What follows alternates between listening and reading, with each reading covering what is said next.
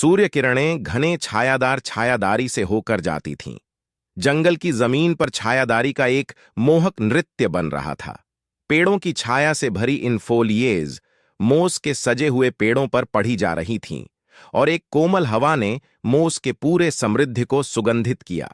जब मैं जंगल की गहराइयों में बढ़ा, पत्तियों की रुस्ती का संगीत और चिड़पिंग पक्षियों का संगीत मेरे को एक शांति भरी अभिलिप्त बना रहा। शानदार पेड़, जिनकी ऊंची ट्रंक मोस के सजे हुए तापेस्ट्री से सजीव थी, प्राचीन देखभाल करने वाले प्राचीन रक्षकों की भांति आकाश की ओर बढ़ रहे थे।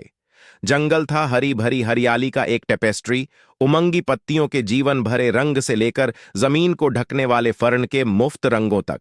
सूर्य किरणों की चमक स्वर्ण धागे की भांति जंगल के तट पर रोशन होती थीं, गिरी हुई पत्तियों और नाजुक फर्न के अंशों की एक मोज़ेक को दिखा रही थीं। एक गोंदा बब्बलिंग ब्रूक जंगल के हृदय से होकर हो रहा था।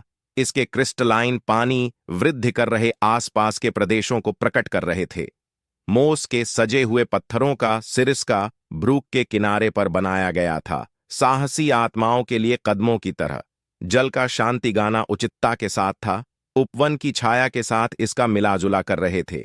एक प्राकृतिक संगीत का रचना कर रहे थे जो वन्यता के साथ मेल झुलाकर, वन्यता के साथ मिलाकर एक धारात्मक गर्दन बना रहा था। मैंने अपनी यात्रा जारी रखते हुए पथ को एक खुले स्थान तक पहुंचाया जो छायादारी में नहाया हुआ था। यहां वज्रपथरी फूलों का एक ब्लैंकेट हवा में हिल रही थी, उनके पंख अछूत दिन के चुंबन से। तितलियां, जिनके पंख नीले और सोने के रंगों में चित्रित थे, एक फूल से दूसरे तक फ्लिट कर रही थीं, जो हवा में रंगों का एक कैलिडोस्कोप बना रहा था।